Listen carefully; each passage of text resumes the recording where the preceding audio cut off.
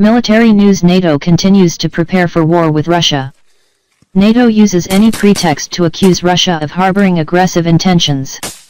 It has raised ballyhoo over the recent deployment of Iskander short-range surface-to-surface ballistic missiles to the Kaliningrad region. Time and time again, the alliance reaffirms its bogus Russia narrative. "We see more assertive and stronger Russia that is willing to use force," concluded NATO General Secretary Jens Stoltenberg speaking at the round table in Passau. At the same time, NATO is pushing ahead with its military Schengen zone in Europe.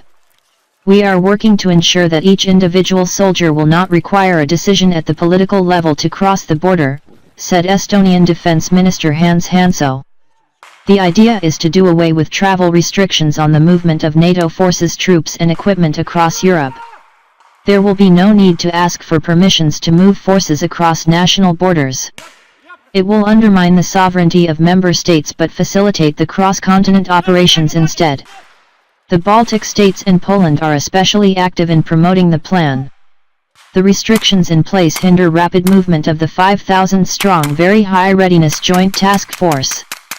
Besides being the first response tool, it could be used for preventing Article 4 situations, such as subterfuge, civil unrest, or border infractions, from escalating into armed conflict. The troops can move freely in time of war, but introducing a NATO Schengen zone is needed for concentrating forces in forward areas in preparation for an attack across the Russian border.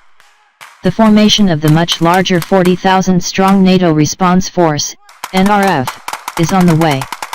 Meanwhile, the United States and Norwegian militaries are discussing the possibility of deploying United States troops in Norway, a country which has a 200 km long common border with Russia.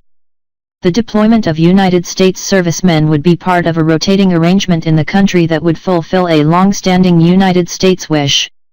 Norwegian newspaper Adresseavisen reported on October 10 that 300 combat U.S. Marines could soon be in place at the Viernes military base near Trondheim, about 1,000 kilometers from the Russian-Norwegian frontier. The air station also serves as part of Marine Corps Prepositioning Program Norway, a program that allows the Corps to store thousands of vehicles and other major pieces of equipment in temperature-controlled caves ready for combat contingency. Several defense sources told the newspaper that the plans to put United States troops at the military base have been underway for some time. According to Military.com, the information that the plans are underway was also confirmed by American Major General Neil E. Nelson, the commander of Marine Corps Forces Europe and Africa. 300 Marines can be easily reinforced. The only purpose for the deployment is preparation for an attack against Russia. After all, the Marines Corps is the first strike force. And it's not Russian Marines being deployed near United States national borders, but U.S. Marines deployed in the proximity of Russian borders. The provocative move is taking place at the time the Russia-NATO relationship is at the lowest ebb. In February, it was revealed that United States Marines were using Cold War-era Norwegian caves to store new tanks, artillery, and other military equipment to ramp up their presence near the Russia-NATO border. The military began using the caves to store military equipment in 1981. With the Cold War over, the costs of maintaining the caves were transferred to Norway. The cave complex is back in active use now, holding enough equipment to support some 15,000 Marines. According to Heather Conley, the director of the Center for Strategic and International Studies Europe program, Northern Europe is now being viewed as a theater of operations. These steps are taken against the background of the already highlighted plans to boost NATO's presence and intensify its military activities in the proximity of Russia's borders. The war preparations are taking place at the time Germany, the European economic giant, has announced it wants a more assertive role in European defense and plans to significantly boost its defense expenditure. German Defense Minister Ursula von der Leyen noted that the German Finance Ministry has accepted to increase defense spending by to a total of €10 billion by 2020 for the procurement of equipment and personnel. Germany is ready to engage to take more responsibility. This is the right path, but it will require an enormous commitment of time and money, she stressed, addressing a biennial gathering of 200 high-ranking military officials in Berlin. The alliance is trying to whip up tensions in Europe to reinforce its relevance in the ever-changing world. It needs a fictional enemy to keep it together. Without attracting much public attention, NATO is actively involved in military preparations in the proximity of Russia's borders. Neither the plans for the military Schengen zone, nor the deployment of United States Marines in Norway, nor Germany beefing up its combat potential have been on the radar screen of Western media. One provocation follows another against the endless drumbeat of Western media reports about Russian aggression. The war preparations greatly reduce European security and the chances for revival of constructive dialogue between Russia and NATO, something Russia has been calling for so many years. Instead, the bloc is doing its best to provoke an arms race with unpredictable results. Publish in Strategic Culture. Org.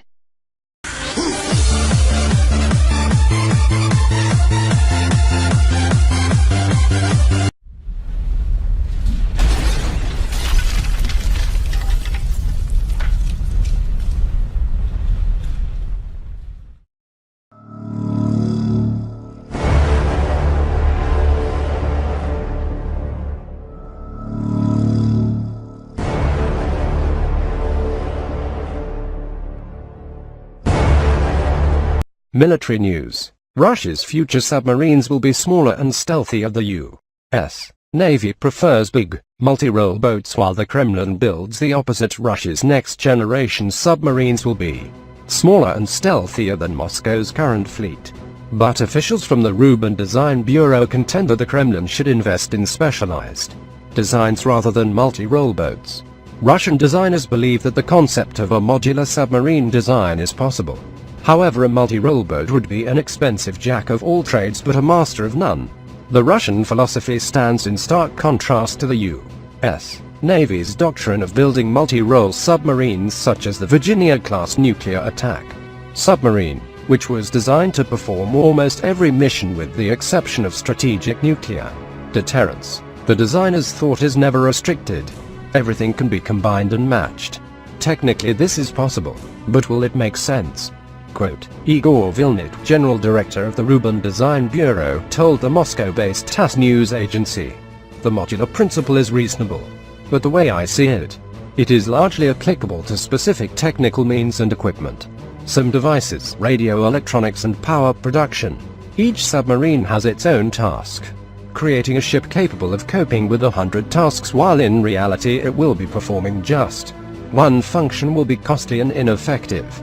Quote, the Russians are currently working on a next-generation attack submarine under the project name Husky. The new attack submarine is reportedly being developed in two variants. One version would be an interceptor similar in concept to the Alpha-class or Sierra-class submarines, while the other would be a guided missile submarine designed to replace the Oscar II class. One of the reasons that the Russians are already looking at next-generation replacement attack submarines is because the new Yassin class, while extremely capable, is also extremely expensive. Moreover, construction of the 8 planned Yassin class boats is taking a long time, as Center for Naval Analysis senior research scientist specializing in Russian military affairs Dmitry Gornberg had earlier told the National Interest. Because the Yassin class is so expensive and takes so long to build, the Russians might need to look at alternative designs. The Russians probably have a good chance of recapitalizing their feat if they are able to design a cheaper and more producible submarine design. "I can't see any reason why not," said Michael Kaufman, a research scientist specializing in Russian military affairs at Center for Naval Analysis. "Dmitry and I have been arguing for a while that the Yassin class is too expensive to be realized. Past those laid down and they are unlikely to complete anymore. It is simply not a submarine that can be produced in suitable numbers." Quote, but in addition to recapitalizing its nuclear submarine fleet, the Russians have to design a successor to the Kilo class, which is still an excellent boat. Despite its age, the Russians' first attempt to replace the Kilo with the Lada class submarine proved to be a dead end. Moscow simply failed to design a practical air-independent propulsion system, or AIP. Russia also needs to figure out a workable diesel-electric design to succeed the 636.3 improved Kilo, and while they have several prototypes, likely 4 of which will ultimately become their own class of submarine. It's unclear what the ultimate decision is on AIP, Kaufman said.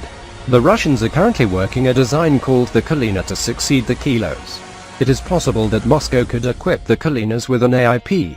However, the Russians might also simply adopt extended capacity battery packs for its new boats. This article originally appeared at the National Interest by Dave Majumdar.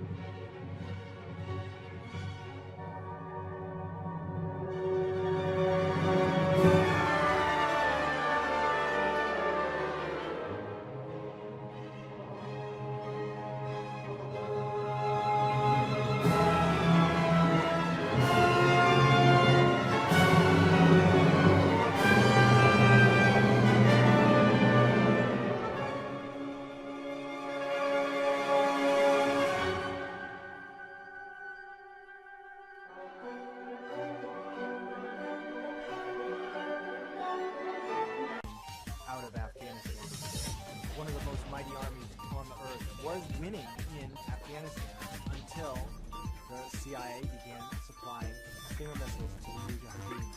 Stingers were so useful in bringing down Soviet helicopters and planes that they eventually pulled out in 1989, when the USSR crumbled into pieces. All of a sudden, the most bruising weapon of the Soviet Union was brought low by a bunch of guys holding a shoulder-fired missile that aimed and took out these helicopters. At number 59, it allowed guns to fire in any weather conditions. The percussion cap. Our Blue Ribbon panel found this leaping innovation from 1839 essential to improve.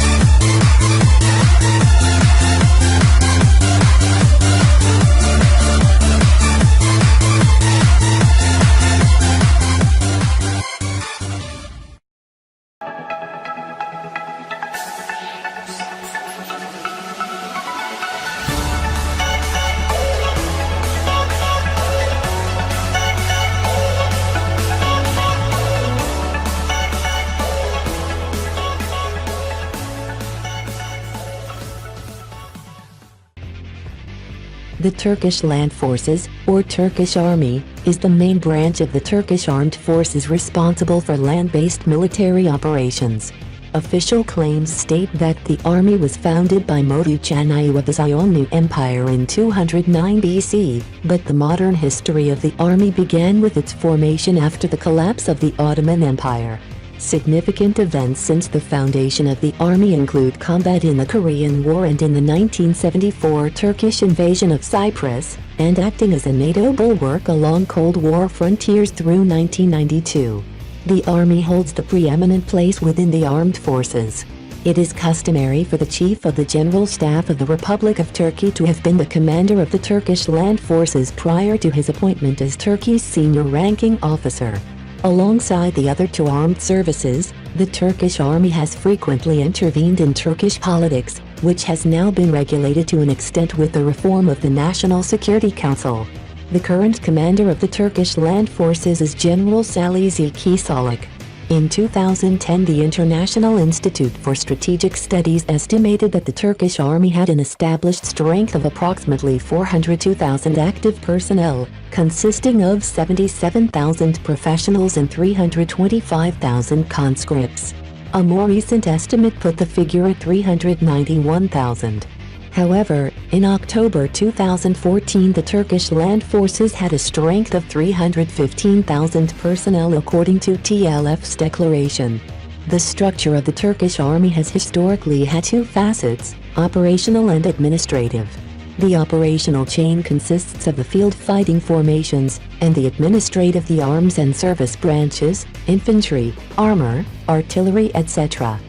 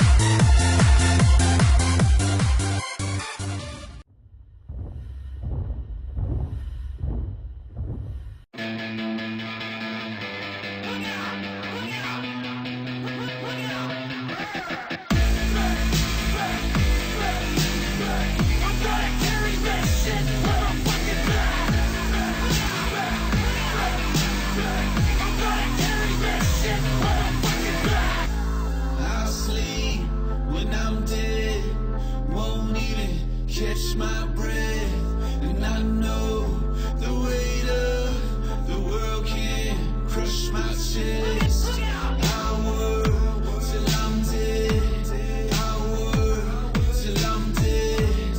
I work till I'm dead, and then I'll do it all again. It's not because of that, it's not because of money. Works in my blood and I kill cause I'm hungry. I kill cause I'm hungry. I kill cause I'm hungry. I'm gonna carry this. I'm gonna carry this shit on my fucking back. I'm gonna carry this. I'm gonna carry this shit on my fucking back. I'm gonna carry this shit on my fucking back. I'm gonna carry this shit on my fucking back. I stand with both arms folded under my chest, cause I know I won't stop till I'm the last one left. Fighting till I'm dead, eating till I'm fed, never gonna stop to catch my breath. Fight till I'm dead, I'll eat till I'm fed, and then I do it all again. It's not because of that, it's not because of money. Works in my blood and I kill cause I'm hungry. I kill cause I'm hungry. I kill cause I'm hungry. I'm gonna carry this. I'm gonna carry this shit on my fucking back. I'm gonna carry this. I'm gonna carry this shit on my fucking back. I'm gonna carry this shit on my fucking back. I'm gonna carry this shit on my fucking back. I do this on my own. Every day will test me. Nobody will ever fucking catch me. I live to be the best. This is all I got. I ignore the pain cause the pain will never stop. You're better than this. I'm better than this. You're better than this. I'm better than this. You're bigger than this. I'm better than this. You're bigger than this. I'm better than this. You're bigger than this. You're bigger than this. I'm better than this. I'm better than this. I'm better than this. I'm better than this. I'm better than this. I'm bigger than this. It's not because of that. It's not because of money. Works in my blood and I kill cause I'm hungry. I kill cause I'm hungry. I kill cause I'm hungry. It's not because of that. It's not because of money. Works in my blood and I kill cause I'm hungry. I kill cause I'm hungry. I kill cause I'm hungry.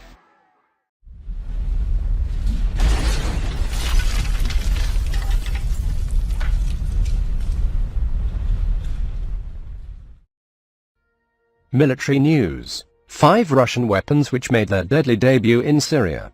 Russia's ongoing airborne campaign in Syria wouldn't have been such a game changer without the help of some of the country's most sophisticated weapons. 1. Su-35 Supermaneuverable Multi-Role Fighter.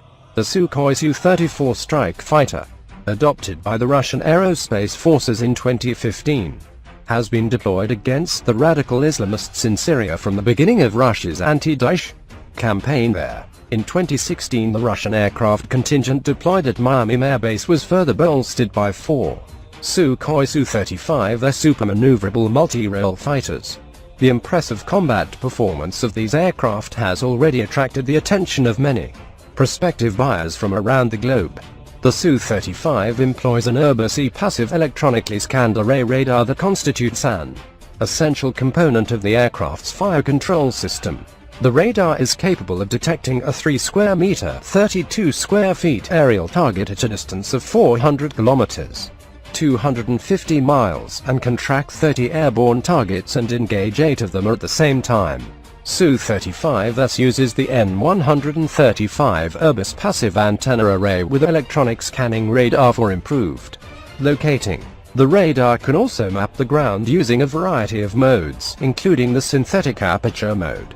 The Urbisi is complemented by Knowles 35 optoelectronic targeting system that provides laser ranging, FPV, infrared search and track IRST functionality. The Su-35 is compatible with a multitude of long and short-range air-to-air missiles, precision and unguided air-to-ground weaponry that include missiles, fuel air bombs and rockets.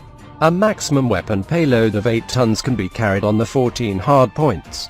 The fighter may use missiles with a range of up to 300 kilometers. The radar's extremely high power levels make it detectable by potential threats. Radar warning receivers at very long ranges.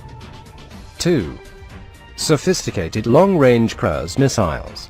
In October 2015, the world became suddenly aware that Russia possesses sophisticated long-range cruise missiles. The message was spread by the country's Caspian flotilla in the most no-nonsense, matter-of-fact way possible, as its warships successfully obliterated a number of Daesh targets in Syria by launching Caliban K missiles from hundreds of miles away.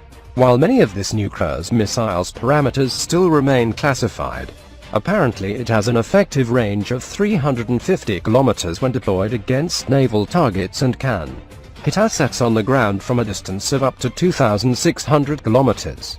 The Caliban Russian missile system, a Russian land attack cruise missile, anti-ship missile and anti-submarine missile developed by the Novata Design Bureau OKB-8. Its NATO code name is Zizla.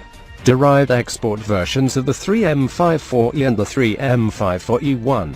The 3M54E has a US name SSN27B. It does not have a NATO code name. The 3M54, 3M54E, 3M54TE and 3M54AE have a second stage that performs a supersonic sprint in a terminal approach to the target, reducing the time the target's defense systems have to react. The 3M54E1 only travels at subsonic speeds during its entire flight, though range is longer than that of the supersonic versions accordingly. The name of club is used for export versions. 3. Tupolev Tu-160 Strategic Bomber. The Tupolev Tu-160 supersonic strategic bomber, known as the White Swan in Russia and as Blackjack abroad, is usually considered a deterrent, a nuclear weapon delivery system capable of crossing a distance of up to 14 kilometers without refueling. In Syria, however, these bombers wiped out numerous Daesh targets using conventional ordnance, such as KAB-500 guided bombs, KH-29L laser-guided missiles and KH-101 air-launched cruise missiles. Entering service in 1987, the Tu-160 was the last strategic bomber designed for the Soviet Union. As of 2016, the Russian Air Force long-range aviation branch has 16 aircraft remaining, with fewer being airworthy and in service. The Tu-160 active fleet has been undergoing upgrades to electronics systems since the early 2000s.